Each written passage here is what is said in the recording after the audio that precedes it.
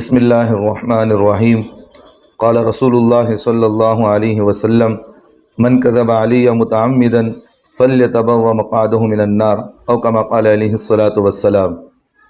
اسی طرح دوسری روایت جس کو حدیث کہہ کر بیان کیا جاتا ہے، اطلب العلم من المہد الی اللحد، یعنی علم کو حاصل کرو ماں کے گود سے قبر تک، قبر کے گود تک۔ یاد رکھے یہ اپنی ذات کے اعتبار سے، یعنی علم کا حاصل کرنا اپنے ذات کے اعتبار سے تو درست ہے، لیکن اسے حدیث کہہ کر بیان کرنا یہ ہرگز جائز نہیں ہے۔ حدیث کہیں سے بھی ثابت نہیں ہے کہ علم حاصل کرو ماں کے گود سے لے کر قبر کے گود تک، یہ کہیں سے بھی حدیث ثابت نہیں، یہ بزرگوں کے اقوال ہیں۔ لہٰذا اگر کوئی اس طرح کہتا ہو تو آپ اسے صحیح انداز سے، صحیح طریقے سے سمجھا دے کہ اس کو حدیث کہہ کر بیان نہ کریں، بزرگوں کا قول کہہ کر بیان کیا جا سکتا ہے۔